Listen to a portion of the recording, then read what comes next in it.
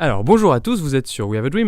Je suis avec Philippe qui a été chef de service en psychiatrie et qui maintenant est psychiatre en libéral et qui va nous parler un petit peu de la pratique de la pleine conscience en lien avec la psychiatrie parce qu'il pratique la pleine conscience dans sa profession. Il va nous expliquer un petit peu comment tout ça s'articule.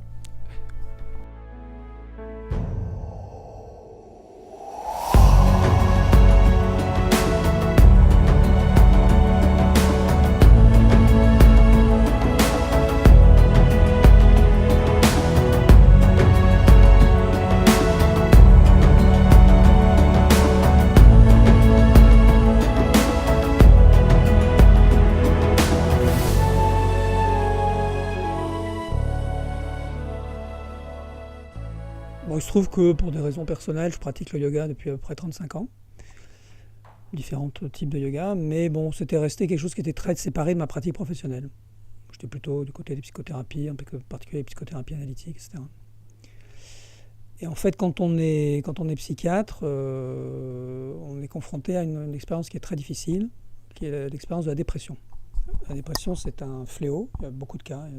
On a des traitements très efficaces, médicaments antidépresseurs, pas seul, mais enfin accompagné d'une psychothérapie, donne de très bons résultats. Donc l'épisode aigu, concrètement, on rencontre des patients qui sont même dans un état dépressif profond, qui très rapidement vont mieux avec le traitement, l'accompagnement psychothérapique. Et le problème, c'est que ces mêmes patients, on les voit revenir 2 ou 3 ans plus tard. Donc leur vie reprenne, ils vont tout à fait bien, ils sont rétablis, ils sont guéris. Quand on les quitte, on a vraiment le sentiment qu'ils sont guéris. Mais 2 ou 3 ans plus tard, on les voit revenir encore et encore. Et malheureusement, les statistiques confirment cette impression, puisque maintenant les études l'ont montré déjà depuis une trentaine d'années. En gros, quand on a fait un premier épisode dépressif, alors j'espère ne pas tromper dans les chiffres, on a, je crois, 30 fois plus de chances d'en faire un deuxième que quelqu'un qui n'en a jamais fait, et ça augmente à chaque fois. Quand on a fait un deuxième, on passe, je crois, à 50 fois plus de chances d'en faire un troisième. Quand on a fait un troisième, je crois que c'est 60% de chances de plus, 60 fois plus de chances d'en faire un quatrième, etc. Donc cette impression qu'effectivement la maladie dépressive, comme on dit maintenant, tend à la rechute. Alors c'est pas les cas, c'est les statistiques. Heureusement, il ne faut pas que les gens s'inquiètent quand on fait un état dépressif, se disent « oh là là, c'est sûr que ça va recommencer ». Mais statistiquement, oui, il y a plus de chances. Mais de la même manière que quand on a fait une colite néphrétique, par exemple, les cailloux dans les reins, tu as plus de chances d'en faire une deuxième que quelqu'un qui n'en a jamais fait. Mais ça ne veut pas dire que tu en feras une deuxième. Mais quand même, voilà, c'est montré statistiquement. Et donc, je commençais à chercher, parce que j'ai vraiment beaucoup de patients dans ce cas-là, je commençais à chercher s'il n'y avait pas quand même quelque chose. Enfin, donc, il n'y a pas de traitement, il n'y a pas de médicaments pour les troubles. Alors, il y a des médicaments qu'on appelle les régulateurs de l'humeur, mais qui s'occupent d'un tout petit pourcentage des troubles dépressifs, ce qu'on appelle les troubles bipolaires, mais c'est très particulier. Dans l'immense majorité, c'est-à-dire 90% des troubles dépressifs, il n'y a pas de traitement. Les études montrent par exemple que de maintenir les gens sous antidépresseurs à vie, ça ne sert à rien. Il y a quasiment autant de rechutes. Alors, pas la première année, mais à partir de la deuxième année, il y a quasiment autant de rechutes que les gens qui prennent rien. Alors, en cherchant comme ça, effectivement, je suis tombé sur quelque chose qui n'est pas récent, qui est... je pense que ça date maintenant une vingtaine d'années. Donc, au départ, c'est parti d'un Américain, qui n'est pas psychiatre d'ailleurs. C'est quelque chose qui est venu, pas du domaine de la psychiatrie au départ, la solution. Donc c'est un biologiste, un professeur de biologie moléculaire très renommé dans une université américaine, hôpital universitaire américaine, qui s'appelle Kabat-Zinn, qui se trouve être bouddhiste. Et apparemment, ce que j'ai bien compris, ce qu'il raconte, à un moment donné, passant sa vie dans des hôpitaux avec des gens qui souffrent autour de lui, lui ayant des pratiques en tant que bouddhiste qui le rendent serein, joyeux, heureux de vivre, se dit, mais en plus il y a la question de la compassion qui est importante pour les bouddhistes. Donc se dit, mais comment je pourrais mettre ces techniques qui, moi, me font tant de bien au service de tous ces patients avec lesquels je vis et qui souffrent horriblement. Et comme il est connu, comme il est réputé, donc il fait un programme. Alors ce programme, il n'invente rien. Toutes les techniques qu'il met dans ce programme sont des techniques qui ont 2500 ans. Ce sont des techniques très anciennes qui viennent d'Orient, qui viennent d'Inde, qui viennent du yoga, qui viennent du bouddhisme. Il n'a inventé aucune technique. Il a rebaptisé ces techniques, en gros, pour faire passer un petit peu dans le grand public, pour ne pas faire peur. Et pour te donner un exemple qui est assez rigolo, ce qu'en Orient on appelle la méditation de Vipassana, c'est-à-dire le fait, par exemple, d'être allongé et de porter son attention sur différentes parties du corps. Lui, sans rien changer, c'est exactement le même, il appelle ça scanner du corps. De toute façon, est-ce que ça passe mieux? De toute façon, un langage plus laïque. Bref, il met au point un programme. Comme il est connu, réputé, on lui confie des patients. Alors, c'est des patients qui ont des douleurs chroniques. C'est pas de la psychiatrie. C'est des patients qui ont des maladies comme des polyarthrites rhumatoïdes qui entraînent des douleurs très, très, très pénibles. Ou des patients qui ont des traitements très lourds, des chimiothérapies de cancer, dont le traitement lui-même est très, très lourd, psychologiquement aussi et physiquement. Et donc, il pratique, il propose ce programme de méditation, de relaxation, de séances de yoga, etc. Tout un programme bien fait, intelligemment fait, mais avec ces techniques très connues, qu'on pratique au village des Pyrénées tous les jours. Et je pense que ça vient d'ici, en fait. Il ne le dit pas si nettement. Je ne sais pas quel est son enseignant, mais c'est tellement proche de ce que dit Taï que, franchement, bon, je pense que ça vient d'ici. Ou d'une voix qui est celle qui est la même qu'ici. C'est la même tradition, en tout cas. Parce que c'est vraiment, c'est clair que c'est la même chose. Et il obtient donc des résultats extraordinaires. Donc les gens, alors, ça ne signifie pas bien sûr que les gens, c'est pas miraculeux, les gens qui ont une polyarthrite rhumatoïde, leur douleur ne disparaît pas parce qu'ils se mettent à faire de la méditation, c'est pas ça du tout. Mais ce qu'on sait qui est très importante, c'est la fameuse histoire des 2 flèches, qui est une histoire qui est très connue en Orient. Cette histoire des 2 flèches, on pourrait quasiment dire la même chose en termes neuroscientifiques actuellement. C'est-à-dire les recherches de la neuroscience actuellement parviennent aux mêmes conclusions, avec d'autres mots. Mais bon, ce que dit ce conte des 2 flèches, c'est que tous les êtres humains souffrent. Bon, ça c'est... Le Bouddha l'a dit, mais c'est une réalité. Hein. C'est pas parce que Galiléo a dit que la Terre était ronde que la Terre n'est ronde que pour les Italiens. Bon. Pas parce que le Bouddha a dit ça, que c'est pas vrai pour tous les êtres humains. Tous les êtres humains souffrent tous. Ce qu'on appelle la première flèche. Tous les êtres humains sont amenés à vivre des expériences de déception, d'humiliation, de perte, de deuil. Donc, voilà. Ça fait partie de la vie. Il n'y a pas de bonheur sans souffrance. Ça, c'est la première flèche, personne n'y échappe. Par contre, du fait, alors, ce que disent maintenant, ce qu'on ne disait pas en Orient, mais ce que disent maintenant les neuroscientifiques, du fait du fonctionnement de notre cerveau, il semble que, parce que les animaux, on ne sait pas, il semble que les êtres humains aient la capacité de s'infliger à partir de la première flèche une deuxième flèche, qui sont les pensées qui naissent de cette souffrance. Par exemple, c'est un exemple un peu caricatural, quelqu'un qui apprend qu'il a un cancer, ce qui est terrible, sa première flèche, du fait du fonctionnement de son cerveau, parce que le cerveau c'est un instrument absolument extraordinaire, mais essentiellement il produit des pensées, il ne sait pas faire autre chose. À 90%, il produit des pensées.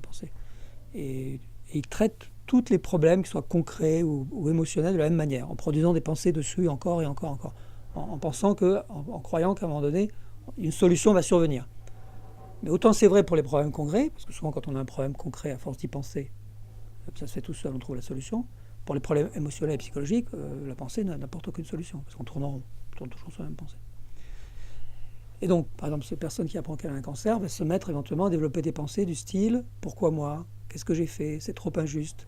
Les autres n'ont pas de cancer. Si j'avais pas de cancer, ça serait mieux, etc. Ma vie est finie, etc., etc. » Donc, en plus du problème du cancer, première flèche, ils ont à gérer ces pensées automatiques qui les assaillent en permanence et qui les épuisent, qui créent du stress chez eux. D'accord ? Et ce qui a pris en charge le programme de Kabat-Zinn, c'est effectivement cette deuxième flèche. C'est-à-dire, et en enlevant le stress des gens, les choses sont plus du tout les mêmes. C'est-à-dire, les gens, ils ont une douleur physique éventuellement, mais ils la gèrent de manière différente. Ils n'en rajoutent pas au niveau du stress, si tu veux. D'où les résultats très, très spectaculaires. Et c'est une méthode qui actuellement est très répandue dans beaucoup d'hôpitaux. Donc ça s'appelle MBSR, Mindfulness Based Stress Reduction.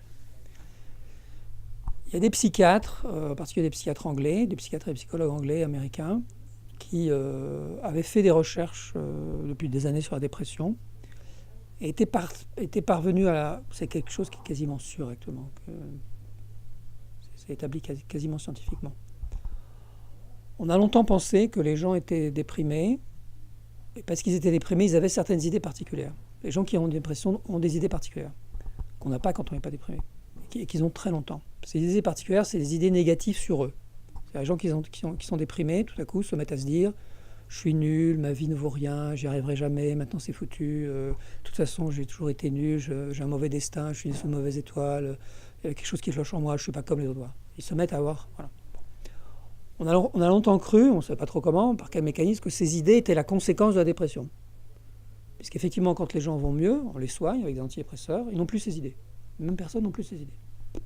Ou alors ils les ont comme n'importe qui, mais une seconde, puis ça passe. N'importe qui, en conduisant sa voiture, peut à un moment donné se dire faut pas que j'oublie d'acheter le pain en rentrant, et puis oh là là, mais vraiment ma vie est nulle, je suis pas du tout heureux. Puis après il se dit ah mais tiens, demain, qu'est-ce qu'on va voir au cinéma? Ça, c'est pas un problème. Voilà.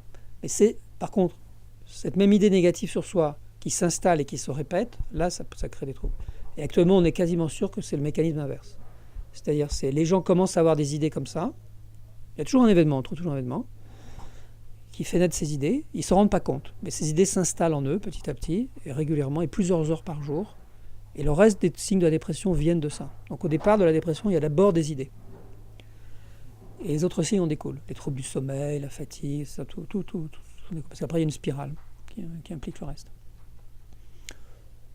D'où, si tu veux, quand ces psychiatres et les psychologues qui ont établi ça, ont appris qu'il y avait une méthode qui permettait de travailler sur les idées, puisque la méthode de Kabat-Zinn, c'était ça. Ils se sont dit, tiens, peut-être cette méthode pourrait marcher. Donc ils sont allés se former, ils sont allés voir Kabat-Zinn, etc. Et ils ont commencé à appliquer ce programme avec leurs patients dépressifs. Ce que je t'ai pas dit qui est très intéressant du côté de Kabat-Zinn, c'est que c'est un scientifique. C'est-à-dire qu'il a son programme, il l'a validé, il l'a fait valider par des études menées aussi, avec autant de rigueur qu'un médicament, par exemple, même souvent plus de rigueur, parce qu'il y a beaucoup d'études sur les médicaments. Enfin bon. Donc il l'a fait valider par des études rigoureuses. C'est ça qui est très intéressant. Ça vient de l'Orient, mais ça a été validé par des méthodes scientifiques occidentales. Donc pour nous, c'est plus acceptable. En tout cas, en tant que médecin, pour moi, c'est... Donc ces psychiatres et psychologues entendent parler de ça, donc ils mettent en pratique, ils font des groupes de patients dépressifs, de même que Kabat-Zinn avait fait des groupes de patients douloureux. Et alors ce qui est intéressant, c'est que dans un premier temps, ils s'aperçoivent que ça ne marche pas. Il n'y a pas de résultat. Bon, on a dit, on s'est trompé, voilà. C'est comme ça qu'ils le racontent en tout cas. Et puis, à un moment donné, il y en a quand même un qui se dit, mais Kabat-Zinn n'arrêtait pas de nous dire, il faut vous pratiquer vous-même. Il faut que, parce que c'est comme ça que il y a ce que vous transmettez en parlant, techniquement, etc., etc. Mais il y a aussi ce que vous transmettez dans votre façon d'être et dans votre conviction intérieure. Et pour ça, la seule façon d'acquérir une conviction intérieure, c'est de pratiquer soi-même, de faire soi-même l'expérience de ces techniques et de voir le résultat sur soi. Comme moi, je l'ai fait en tant que bouddhiste, j'ai vu le bienfait que ça me faisait, donc c'est comme ça que j'ai pu convaincre et les autorités sanitaires et des patients. Donc c'est comme ça que ça marche. Mais ils n'avaient pas trop fait attention pour eux, c'était un peu une lubie, etc. Bon, ils se disent quand même, tiens, on va peut-être y revoir. Donc ils retournent voir Kabat-Zinn, ils repratiquent, etc. Et ils se mettent vraiment à pratiquer dans leur vie quotidienne, comme des pratiquants de pleine conscience. Parce que c'est de la pleine conscience, hein. J'ai oublié de le dire, mais c'est peut-être le principal. Et là, c'est ça qui est aussi très intéressant, ça marche. Autrement dit, ils commencent à... Et pareil, ils valident scientifiquement, ils font des groupes comparatifs avec des patients qui font ce programme, des patients qui prennent des antidépresseurs. Alors, on ne dit pas que ce programme remplace les antidépresseurs. Les patients qui ont besoin d'antidépresseurs, ils ont besoin d'antidépresseurs, d'accord ? Ce que montrent les études, c'est que, et que commente ma pratique quotidienne, c'est que d'abord, alors ça dans les études, je ne l'ai pas lu, mais dans ma pratique quotidienne, c'est tout à fait clair pour moi que les patients, dès que les patients vont un petit peu mieux, les patients très déprimés, s'ils pratiquent ce programme de pleine conscience, la guérison s'accélère. Ils vont rapidement mieux que les patients qui prennent que les antidépresseurs. Mais ça, je ne connais pas d'études qui le montrent, hein. Il y en a certainement, mais je ne peux pas dire qu'il y en a. Par contre, ce que montrent très clairement les études qui ont été faites, sur scientifiques et très nettes, c'est sur la prévention des rechutes de dépression. Il y a au moins 2 études menées très très sérieusement qui montrent que à partir du 3e état dépressif, il y a une très nette différence. Je crois qu'on passe de 66 fois plus de chances de faire un 4e à 22 fois plus de chances de faire un 4e épisode chez les patients qui ont déjà fait 3 épisodes. Et cet écart en médecine est assez rare en fait. Et actuellement, dans les revues scientifiques sérieuses, ce programme de pleine conscience est considéré comme la méthode de prévention efficace des troubles, de rechute des troubles dépressifs. Alors après, pour continuer à parler de moi, donc, quand j'ai découvert ça, j'ai commencé à pratiquer, mais moi je pratique en individuel. C'est-à-dire cette méthode, en fait, elle a été appliquée dans des groupes de patients. Et là, j'ai quelques réticences. Alors, j'ai fait des groupes, parce que c'est comme ça qu'on rentre dans la formation de la pleine conscience laïque, enfin médicale. Donc, j'ai fait des groupes de patients en tant que participant. Bon. Et c'est intéressant, parce que le groupe, il y a un soutien. Alors, c'est des groupes hebdomadaires, donc les gens viennent une fois par semaine, 3 heures. C'est des groupes de 12, 20, entre 10 et 20 personnes. Ça dure 3 heures, donc il y a une pratique, puis les gens partent avec une clé USB, puis ils pratiquent chez eux, parce qu'il faut pratiquer tous les jours. D'accord ? Et les pratiques, c'est celles que tu connais. C'est la relaxation allongée, c'est méditation assise en se concentrant sur le souffle, sur les sensations du corps, sur les sons. C'est une séance de yoga extrêmement simple, c'est la marche consciente. Et c'est ce qu'on appelle l'espace de respiration, c'est-à-dire le fait que quand on se sent envahi, on se pose 5 minutes, on respire, on reprend contact avec son corps et on laisse passer. Quand on se sent envahi par des idées comme ça qui te harcèlent un peu. C'est ça le programme, c'est vraiment très simple.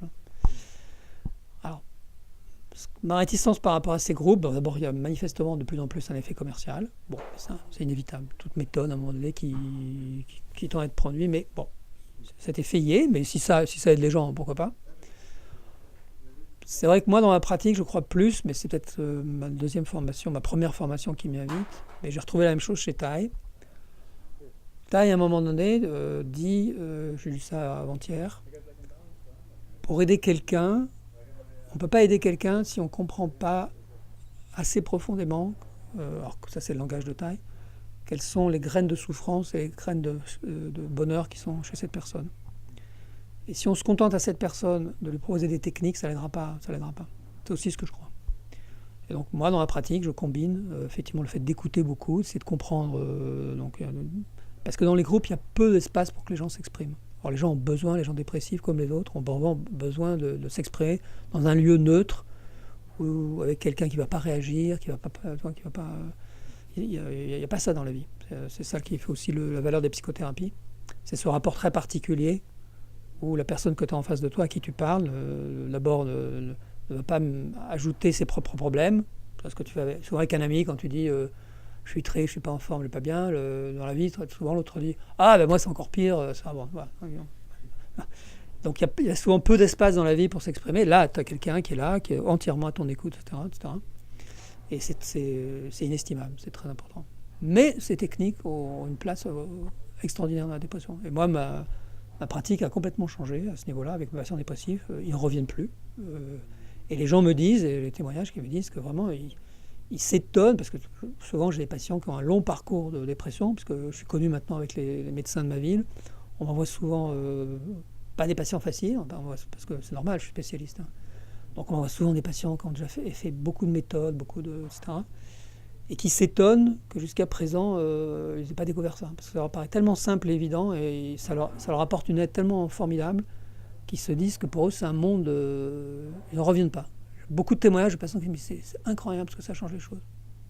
Donc c'est très agréable en tant que psychiatre, c'est très agréable. Puis tu vois que tu aides vraiment les gens. Mais je pense que le fait de pratiquer soi-même est indispensable. Et pour donner un exemple, par exemple, ce stage, cette retraite que j'ai fait au Prunier,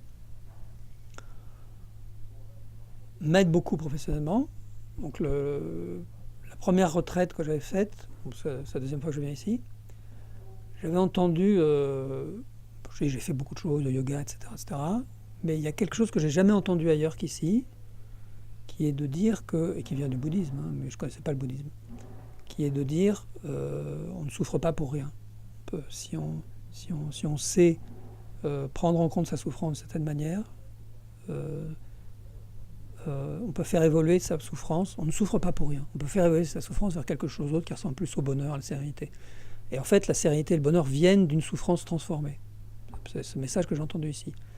Et quand tu reçois des patients qui souffrent beaucoup, quand tu es constamment en présence de personnes qui souffrent beaucoup, tu leur dis pas ça. Parce que en tant que médecin, je suis dans une pratique laïque. Ça, c'est pas forcément bon.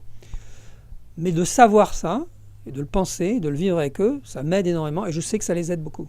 Parce que tu as une autre position par rapport... ça laisse de l'espoir, ça laisse... À un moment donné, cette personne, on va trouver ensemble un chemin qui va lui permettre de transformer ce qui lui arrive en quelque chose de très positif. Et si tu n'as pas ça, en tant que psychiatre, c'est difficile. Ça, c'est un exemple de première retraite. Là, cette retraite-ci, à un moment donné, il y avait une vidéo de Tai qu'on a regardée. Et il y a un petit passage où il insiste beaucoup en disant nous ne sommes pas assez en contact avec les conditions de bonheur. Bon, c'est un truc sur ce que tu connais, bien sûr. Où il insiste beaucoup en disant, même dans les pires moments de la vie, dans les pires horreurs qui puissent arriver à quelqu'un, s'il s'assoit tranquillement et qu'il se dit qu'est-ce que j'ai comme condition de bonheur ? Simplement, par exemple, il se dit, je ne suis pas aveugle, donc je vois les choses, je peux voir des choses merveilleuses.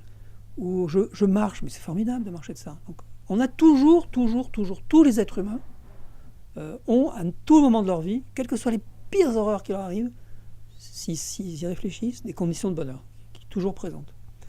Et ça, par exemple, c'est quelque chose que je me suis aperçu que dans ma vie, je ne cultive pas du tout. Et alors que je suis quelqu'un qui a vraiment une vie très heureuse. Hein. J'ai une famille, une vie de couple, des enfants extraordinaires, un métier que j'aime. Enfin bon, je suis vraiment très privilégié. Je suis dans un pays riche. C'est hallucinant ce que j'ai comme... voilà. Souvent, mon entourage me dit « Ah, mais t'es grincheux, ou t'as pas l'air heureux, qu'est-ce que t'as encore ?» Donc, quelque chose où je ne suis pas personnellement assez en contact avec ça. Donc, c'est quelque chose que je veux faire plus. Et je sais que ça va passer auprès de mes patients. Je sais que maintenant, j'ai aussi beaucoup insisté auprès des patients, parce que je pense que c'est fondamental. Il faut aussi aider les gens dans leur graine de souffrance, comme dit Taï, mais aussi dans leur graine de bonheur. Merci beaucoup Philippe pour ce partage et puis pour cette inspiration que tu as pris ici au village des Pruniers et que tu fais grandir dans ta pratique. Voilà, ça m'a redonné encore un élan de foi dans la pleine conscience et dans, dans tout ce qu'on fait ici. Voilà. Eh bien au revoir et à la prochaine fois alors.